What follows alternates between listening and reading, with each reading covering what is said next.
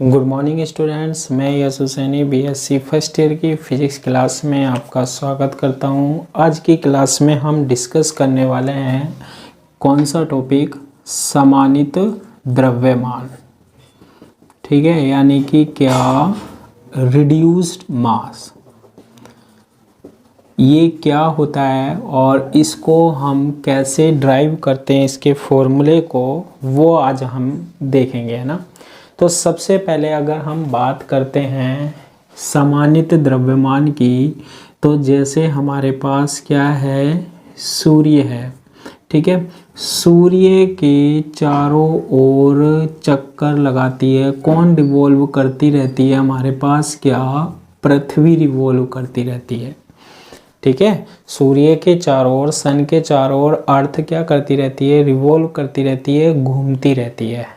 आई बात समझ में? पहली बात तो ठीक है। एक एग्जाम्पल की बात कर रहा हूं मैं, किसकी, एटम की बात करता हूं, परमाणु की बात करता हूं। अगर आप परमाणु की संरचना के बारे में बात करते हैं, स्ट्रक्चर के बारे में बात करते हैं, तो उसमें क्या होता है, न्यूक्लियस होता है, यानी कि नाभिक होता है। और नाभिक में क्या होता है, हमारे पास प्रोटॉन होता है।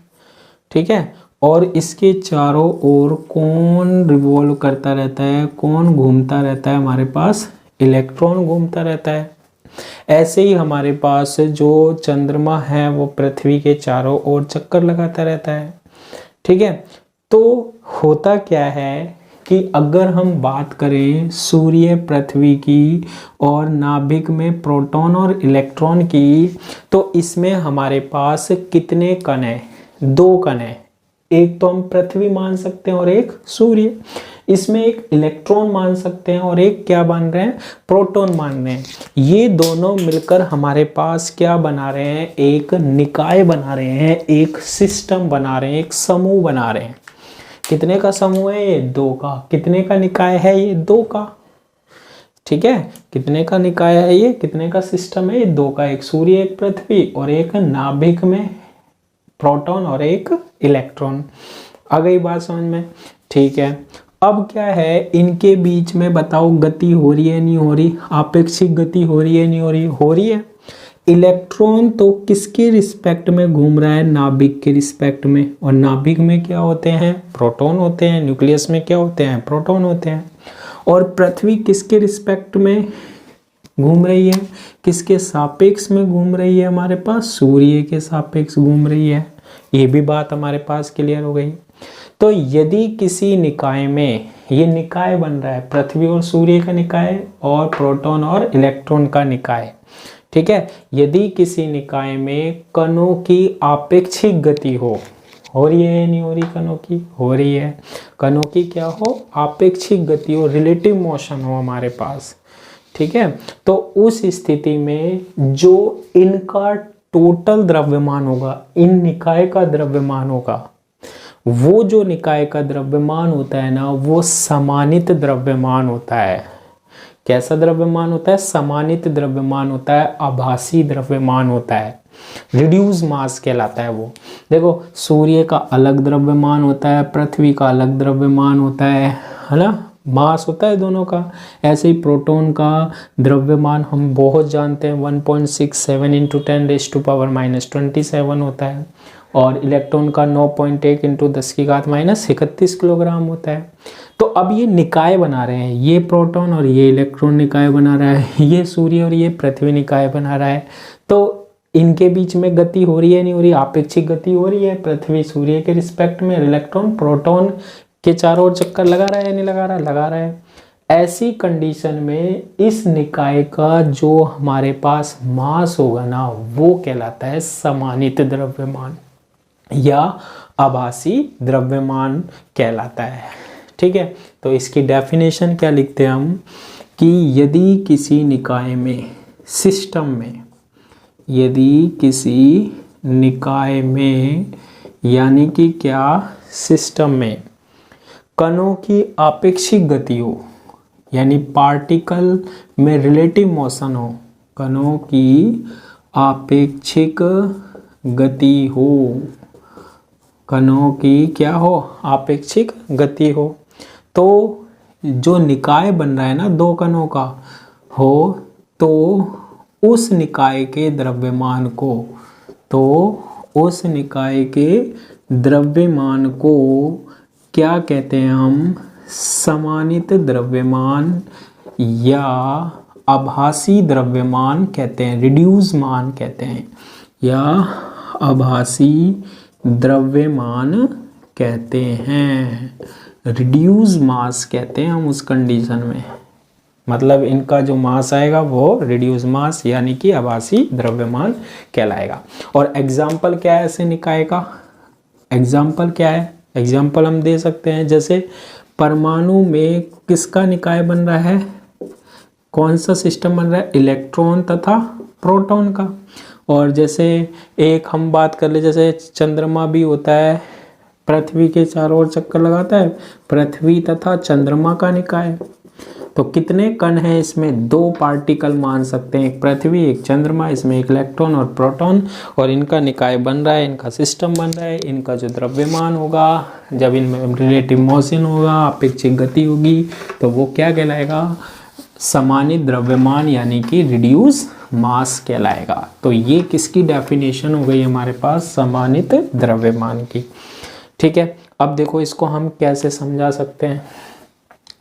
इसको समझाने के लिए हम एक कार्टेशियन कोऑर्डिनेट सिस्टम काम में लेते हैं, कार्तीय निर्देश तंत्र काम में लेते हैं, जिसमें हमारे पास तीन एक्सिस होते हैं। एक तो एक्स एक्सिस होता है, एक वाई एक्सिस होता है, एक जेड एक्सिस होता है। तीन एक्सिस एक्स वाई जेड होते हैं, तीनों परपेंडिकुलर होते हैं, लंबवत होते हैं। कोई सा भी x मान सकते हैं, कोई सा भी y मान सकते हैं, और कोई सा भी हम क्या मान सकते हैं, z एक्सिस मान सकते हैं। ये बात आपको पता होनी चाहिए। ठीक है, तो हम इस निर्देश तंत्र में, इस कोऑर्डिनेट सिस्टम में क्या मान रहे हैं कि हमारे पास दो पार्टिकल हैं, दो कण हैं। एक तो क्या है m1 है, और दूसरा क्या है m2 कण है, m2 पार्टिकल है। जैसे एक तो प्रोटॉन है, दूसरा न्यूट्रॉन है, एक सूर्य है, दूसरा हमारे पास पृथ्वी है। ऐसे दो पार्टिकल्स हैं। हम कितने के लिए देख रहे हैं, दो कणों के निकाय के लिए, दो पार्टिकल के सिस्टम्स के लिए देख रहे हैं। ठीक है, तो ये जो निकाय सिस्टम है, माना निकाय में यानी कि सिस्टम में, ठीक है, सिस्टम में m1 व m2 मास है, जिनका m1 व m2 द्रव्यमान, यानी कि ये जो दो पार्टिकल हैं, ये दो कण हैं, इनके द्रव्यमान कितने हैं, m1 और m2 हैं। द्रव्यमान के दो कण यानी कि दो पार्टिकल, दो कण उपस्थित है। तो कितने का सिस्टम है ये, दो पार्टिकल का, दो कणों का क्या है, निकाय है। ठीक है, अब जिनका ये जो कण है, ये जो पार्टिकल है, जिनका मूल बिंदु, ये ओरिजिन है, मूल बिंदु के सापेक्ष, किसके रिलेटिव में देख रहे हैं, मूल बिंदु, मूल बिंदु के सापेक्ष स्थिति सदिश यानी कि क्या, पोजीशन वेक्टर जो हैं वो क्या है, r1 सदिश, r1 वेक्टर व r2 सदिश यानी कि r2 वेक्टर है। ठीक है, तो देखो इसको हम कैसे समझा सकते हैं, ध्यान से देखना है आपको कि ये कहीं है हमारे पास, m1 यहाँ है, m2 यहाँ है। मूल बिंदु से ये एक तल है, एक प्लेन है ना। अब ये जो है, ये इससे यहाँ पर है, ये एक सदिश है, ये एक वेक्टर है, जो कि मैंने कहाँ से दिखाया, मूल बिंदु से। इस वेक्टर का जो मैंने मान दिया है ना, वो दिया है r1 वेक्टर, r1 सदिश। ध्यान से सुनना, अभी आप नए नए फर्स्ट ईयर में आए हो, धीरे धीरे हम स्पीड बढ़ाएंगे, है ना। तो ये हमारे पास क्या है, R1 सदिश है। ये क्या बता रहा है, मूल बिंदु से इस द्रव्यमान की जो डिस्टेंस है, दूरी है, वो R1 है।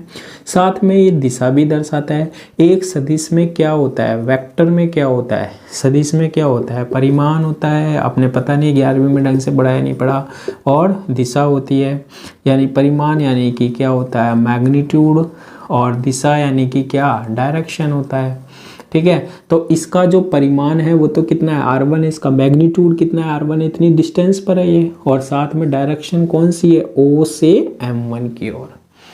ठीक है, साथ में हम ये दूसरा पार्टिकल है M2, यहाँ से हम इसकी डिस्टेंस देख रहे हैं।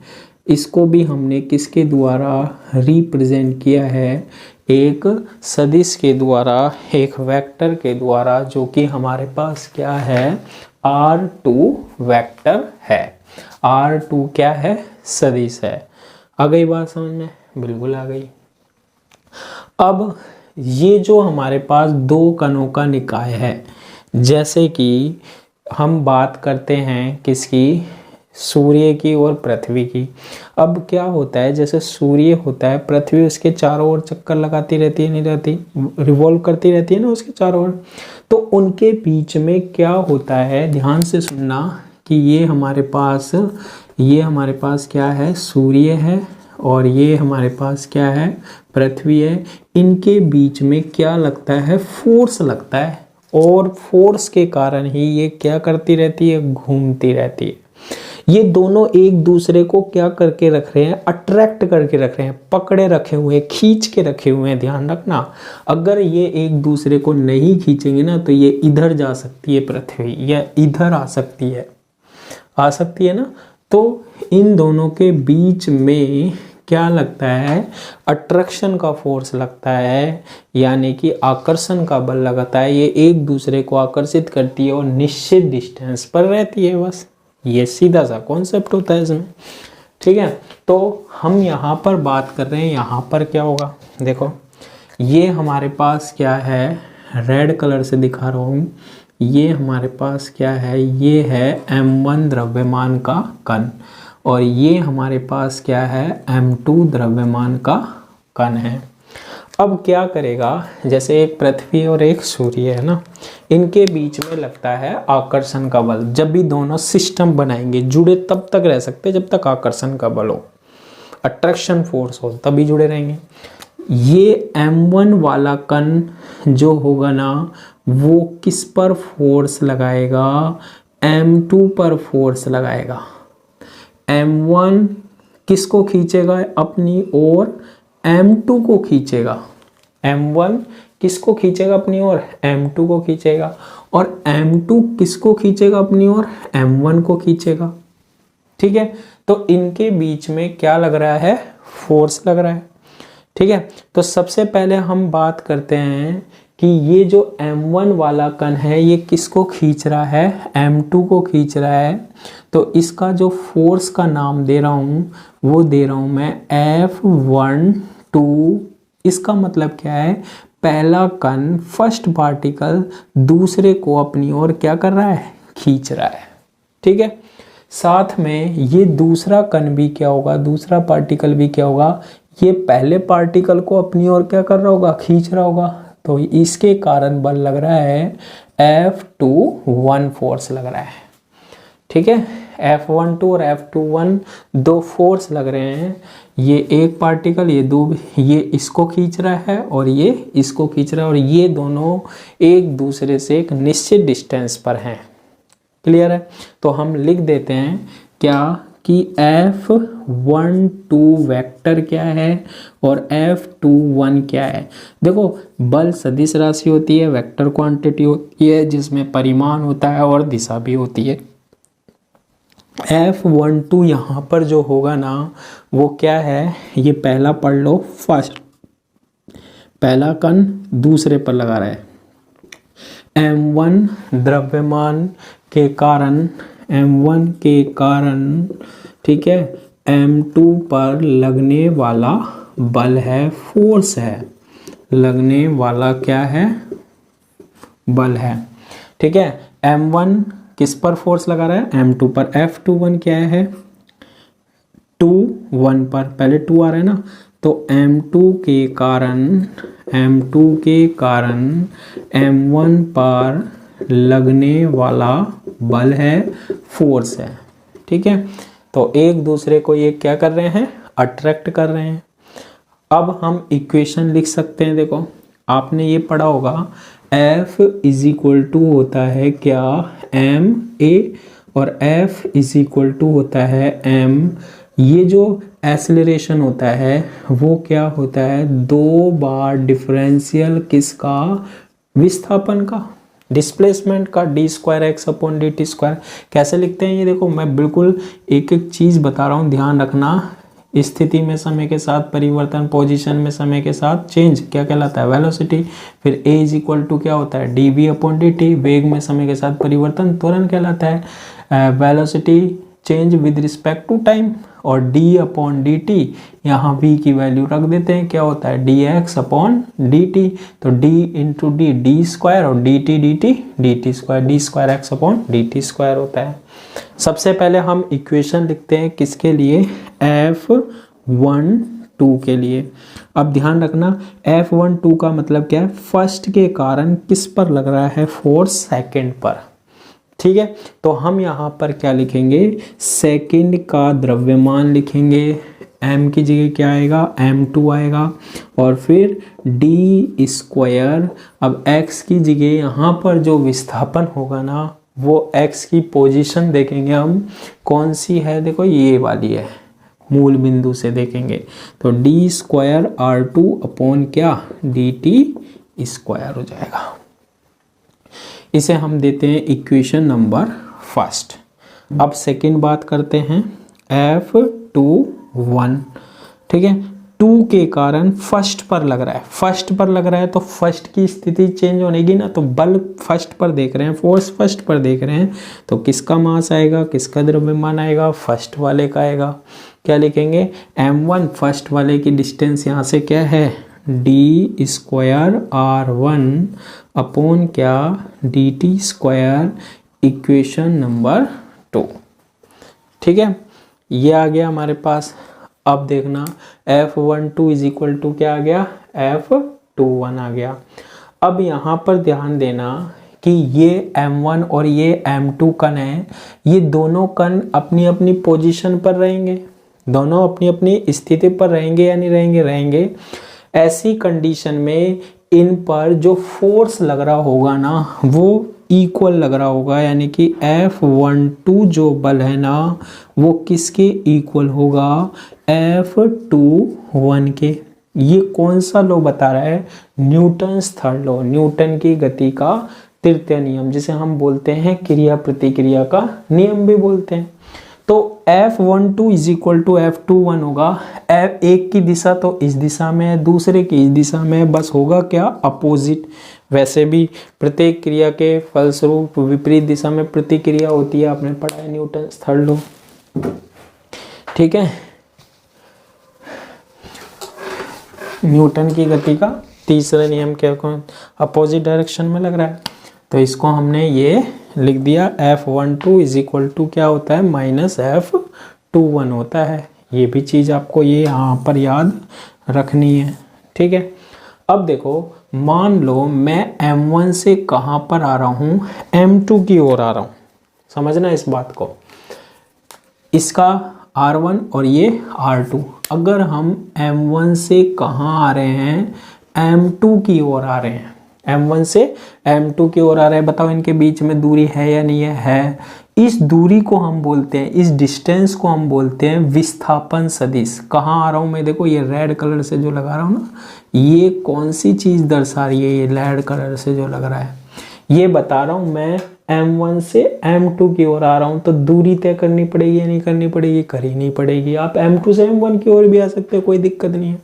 तो हम तो M1 से कहाँ आ रहे हैं, M2 की ओर, तो ये दूरी तय करनी पड़ेगी। इसको एक वेक्टर के द्वारा व्यक्त करते हैं, और वो वेक्टर क्या है, R1 से कहाँ आ रहे हैं हम, 2 पर आ रहे हैं। 1 से कहाँ आ रहे हैं, ये दूरी नापने 1 से कहाँ जा रहे हैं, 2 तक, तो R12 वेक्टर से डिनोट कर रहा हूँ मैं। ये डिस्टेंस को R12 सदिश से डिनोट कर रहा हूँ, 1 से 2 पर आ रहे हैं। तो देखो R12 जो है ना हमारे पास, वो क्या कहलाता है, विस्थापन सदिश कहलाता है, यानी कि इन दोनों के बीच की दूरी होती है, जिसे हम बोलते हैं क्या, डिस्प्लेसमेंट वेक्टर भी बोलते हैं। क्या बोलते हैं, डिस्प्लेसमेंट वेक्टर भी बोलते हैं। अब ये जो R12 वेक्टर होता है ना, R12 सदिश होता है, ये डिस्टेंस, ये कैसे निकालेंगे, देखो बाद वाला क्या है 2 और पहले वाला 1 क्या है, R2 में से क्या सब्सट्रैक्ट कर दो, घटा दो R1, तो R2 vector minus R1 vector. R1 और R2 क्या है, स्थिति है, पोजीशन है, किसके रिस्पेक्ट में, मूल बिंदु के, ओरिजिन में। अब इसका हम 2 बार डिफरेंशियल कर देते हैं, 2 बार t के सापेक्ष अवकलन करने पर, ठीक है। जब हमारे पास स्थिति में चेंज होता है, पोजीशन में चेंज होता है विद रिस्पेक्ट टू टाइम, समय के साथ स्थिति में परिवर्तन क्या कहलाता है, वेग कहलाता है, वेलोसिटी कहलाता है। फिर एक बार और चेंज करते हैं तो वो त्वरण कहलाता है, एक्सेलरेशन कहलाता है। तो 2 बार t के सापेक्ष क्या करते हैं, हम अवकलन करते हैं, डिफरेंशियल करते हैं।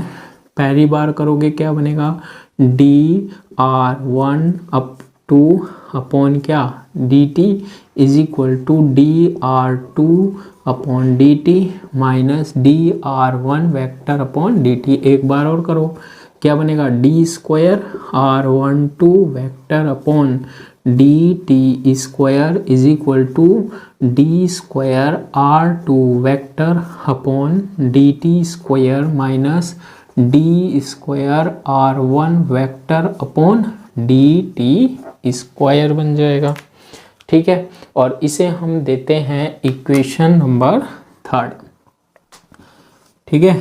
क्या आ गई हमारे पास, इक्वेशन नंबर 3 आ गई सीधी सीधी। अब देखो इसमें हम इक्वेशन फर्स्ट व इक्वेशन सेकंड से क्या करते हैं, वैल्यू रख देते हैं। इक्वेशन फर्स्ट व इक्वेशन सेकंड से, ठीक है, मान रखने पर, वैल्यू रखने पर। अब देखो जब आप मान रखोगे तो यहाँ तो बन रहा है ये d square R12 upon dt square is equal to d square R2 upon dt square की वैल्यू, देखो यहाँ से d square R2 upon dt square की वैल्यू m2 यहाँ चला जाएगा, क्या बनेगा, F12 सदिश अपॉन किससे डिवाइड हो जाएगा, M2 से डिवाइड हो जाएगा। फिर आ रहा है नेगेटिव साइन, नेगेटिव साइन लिख देंगे, d square R1 upon dt square की वैल्यू इसमें M1 से डिवाइड हो जाएगा, यहाँ से इसकी वैल्यू निकाल लो ना, यहाँ M1 से डिवाइड कर दो तो क्या आएगा, F21 वेक्टर अपॉन क्या, M1। अब देखो F21 किसके इक्वल होता है, F12 के, लेकिन नेगेटिव के, तो हम इसको ऐसे लिख सकते हैं d square R12 upon dt square is equal to F12 upon क्या, M2 नेगेटिव F21 की वैल्यू क्या लिख सकते हैं, यहाँ नेगेटिव ले लो, क्या लिख सकते हैं, माइनस F12 अपॉन क्या लिख सकते हैं, M1 लिख सकते हैं, ठीक है। क्या आ गया हमारे पास, M1 आ गया। अब जब इतना आ गया हमारे पास तो हम इसे ऐसे लिख सकते हैं d square R12 vector upon dt square is equal to, ये बनेगा F12 वेक्टर अपॉन M2 और नेगेटिव नेगेटिव क्या हो जाएगा, पॉजिटिव, और ये बनेगा F12 अपॉन क्या, M1 बन जाएगा। बिल्कुल इजी है, कुछ नहीं करना, केवल हमें क्या रखनी है, वैल्यूज रखनी है। अब क्या कॉमन आ रहा है इसमें से, देखो d square R12 upon dt square is equal to, इसमें से कॉमन आ रहा है F12 और क्या बन रहा है, 1 अपॉन M2 प्लस 1 अपॉन क्या, M1। बन रहा है नहीं बन रहा, बिल्कुल बन रहा है। d square R12 upon dt square is equal to F12 इसका एलसीएम लेता हूँ मैं, M1 M2 एलसीएम आ गया, M2 से M2 कट गया, M1 प्लस क्या आएगा, M2 आएगा। इसके बाद मैं यहाँ सोल्व करके लिख रहा हूँ। चलो इसको हम रफ कर देते हैं, ये तो अब काम में आएगा ही नहीं। ठीक है, अब देखो यहाँ से हम फोर्स की वैल्यू निकाल लेते हैं। F12 इज इक्वल टू, ये यहाँ जाएगा ऊपर, नीचे वाला ऊपर गया, डिनोमिनेटर वाला क्या बनेगा, M1 M2 upon M1 plus M2। F12 की वैल्यू निकालोगे, इसका डिवाइड करोगे ना, और क्या D स्क्वायर R12 अपॉन क्या DT स्क्वायर बन गया। ठीक है, अब देखो ये हम कितने पार्टिकल लेके चले थे, कितने कण लेके चले थे, 2। कितने बल की इक्वेशन थी हमारे पास, 2। फोर्स की इक्वेशन। अब जब हमने ये कंप्लीट कर लिया तो कितनी बन गई हमारे पास, 1 बन गई। बनी या नहीं बनी। F इज इक्वल टू क्या होता है हमारे पास, ma होता है। ठीक है, अब a तो क्या है, त्वरण है, a क्या है, त्वरण है। डिस्टेंस r12 ये दोनों की आ गई, डिस्टेंस आ गई बिल्कुल, ये तो हो गया त्वरण। या F बराबर इसे F से भी लिख सकते हैं ना, d square r upon dt square. ठीक है, अब जो द्रव्यमान होगा ना वो ये बन रहा है हमारे पास, बन रहा है या नहीं बन रहा, कंपेयर करो। ये तब द्रव्यमान है जब ये निकाय बन चुका है। ये दोनों क्या कर चुके हैं हमारे पास, निकाय बना रहे हैं। अलग अलग तो इनका द्रव्यमान अलग अलग होता है, ध्यान रखना, लेकिन जब ये दोनों समूह बना लेते हैं, निकाय बना लेते हैं, सिस्टम, तो ये इसका क्या आता है, टोटल द्रव्यमान आता है। इसे मैंने रिप्लेस कर दिया म्यू से, mu is equal to M1 M2 upon M1 plus M2। ये हमारे पास इस निकाय का क्या कहलाता है, समानित द्रव्यमान कहलाता है, रिड्यूस मास कहलाता है। यानी कि ये जो हमारे पास निकाय है, इसका जो टोटल द्रव्यमान होता है वो ये आ जाता है, ये वास्तविक नहीं होता है। ये जो समानित द्रव्यमान होता है क्या, म्यू, समानित द्रव्यमान जो है निकाय का, जो अब द्रव्यमान हम कह सकते हैं कि इतना होता है, इसका जो मान होता है ना, इसका जो वैल्यू होता है ना, हमेशा ऑलवेज M1 M2 से क्या होता है, कम होता है। ठीक है, M1 और M2 से क्या होता है हमारे पास, कम होता है, किसका, निकाय का द्रव्यमान। ठीक है, तो ये हमारे पास क्या कहलाता है, ये जो सिस्टम बन रहा है इसका, इस पहले का एक कण का M1 दूसरे का M2, ये जो सिस्टम बन रहा है निकाय दो कणों का, उसका ये क्या कहलाता है, समानित द्रव्यमान, रिड्यूस मास कहलाता है। Mu is equal to M1 M2 upon M1 plus M2। ये ध्यान रखना, ये वास्तविक नहीं होता है, आभासी होता है। ठीक है, तो अभी अभी हमारे पास रिड्यूस मास या समानित द्रव्यमान क्या है, देखो समानित द्रव्यमान का फॉर्मूला आप याद रख लेना, M1 M2 upon M1 plus M2 होता है। ठीक है, ये हमारे पास निकल गया। अब देखो इसमें कंडीशंस पढ़ते हैं हम, बहुत सारी कंडीशंस पढ़ते हैं, स्थिति पढ़ते हैं हम। सबसे पहले हमारे पास कंडीशन क्या है कि यदि कोई सिस्टम है, निकाय है, यदि किसी निकाय में, यदि किसी सिस्टम में कितने पार्टिकल्स हैं, 2 पार्टिकल्स हैं, 2 कण है, 2 कणों का एक क्या है, निकाय है, जैसे अभी हमने पढ़ा था। ठीक है, और दोनों के द्रव्यमान, और दोनों के द्रव्यमान यानी कि मास क्या है, सेम है, यानी कि समान है। समान हो तो जैसे एक M वाला, ये दूसरा M, ये हमारे पास क्या बन गया, निकाय बन गया। अब इनका जो समूह बन रहा है ना, इनका जो निकाय बन रहा है, सिस्टम बन रहा है, उसका मास क्या होगा, उसका द्रव्यमान क्या होगा, वो निकालना है। वो होता है समानित द्रव्यमान। तो देखो कैसे निकालते हैं। समानित द्रव्यमान यानी रिड्यूस मास का जो फॉर्मूला होता है, mu is equal to m1 m2 upon m1 plus m2 होता है।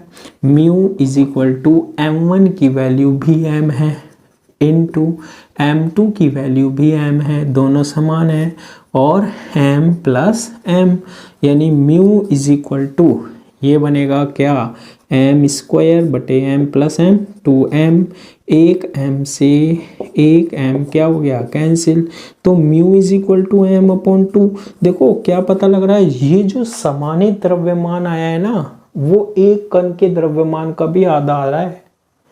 ठीक है, इस अवस्था में निकाय का जो द्रव्यमान होगा, सिस्टम का जो मास होगा, इस अवस्था में जो समानित द्रव्यमान है यानी कि रिड्यूस मास जो है हमारे पास, एक कण के द्रव्यमान का हाफ होता है। एक कण के द्रव्यमान का क्या होता है, हाफ होता है, आधा होता है। ठीक है, तो ध्यान रखना कि रिड्यूस मास यानी कि जैसे दो पार्टिकल है m1 और m2 के, जब हम इनका निकाय बना देते हैं और इनका समानित द्रव्यमान निकालते हैं तो हमेशा द्रव्यमान पार्टिकल के द्रव्यमान से, कण के द्रव्यमान से कम आता है। ठीक है, बाकी इसकी और भी कंडीशंस पढ़ेंगे हम नेक्स्ट क्लास में। आज के लिए इतना ही। Thank you.